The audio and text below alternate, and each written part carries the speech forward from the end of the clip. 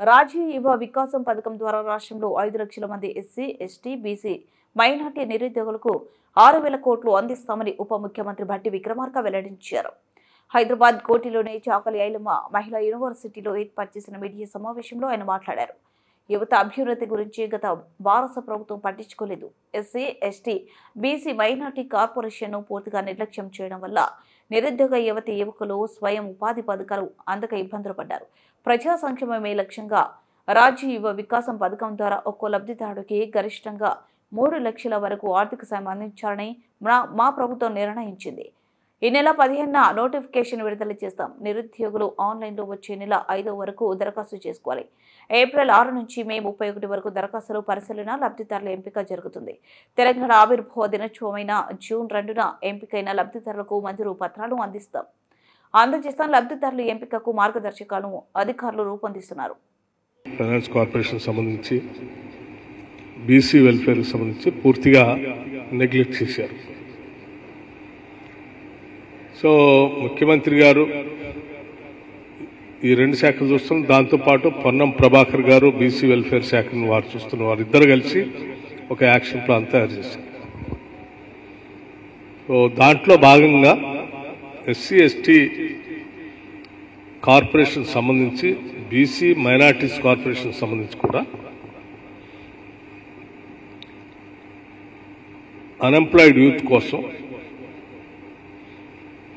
ఒక్కొక్కళ్ళకి ఆ self employment చేసుకునే స్కీమ్స్ని కొన్నిటిని ఐడెంటిఫై చేశారు. స్కీమ్స్తో పాటు ఒక్క స్కీమ్కి 3 లక్షల రూపాయలు తగ్గకుండా ఒక 5 లక్షల మందికి 5 లక్షల మంది దాదాపు లబ్ధిదారులకి ఉపయోగపడేటట్టుగా 6,000 కోట్ల రూపాయలతో 6,000 crores 6,000 కోట్ల రూపాయలతో ఈ అన్ఎంప్లాయిడ్ యూత్ కోసం రాజీవ్ యువ వికాసం పేరుతో రేపు 15 మార్చి 2025 నుంచి 15 మార్చి 2025 నుంచి ఈ కార్పొరేషన్స్ అప్లికేషన్స్ ఇన్వైట్ చేస్తా ఉన్నారు. Notification state level on 15th March 2025. ఈ అన్ఎంప్లాయిడ్ యూత్ అంతా కూడా ఇచ్చినటువంటి నోటిఫికేషన్ ఆధారం చేసుకొని 15th March 2025 నుంచి 5th April 2025 వరకు, అంటే కనీసం 20 days వాళ్ళు అన్ఎంప్లాయిడ్ యూత్ అప్లికేషన్స్ అప్లై చేసుకోవడానికి సమయం ఇచ్చి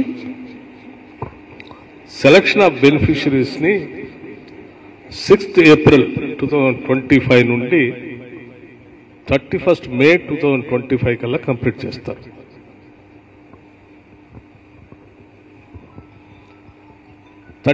May 2025కి కంప్లీట్ చేసి రాష్ట్ర వ్యాప్తంగా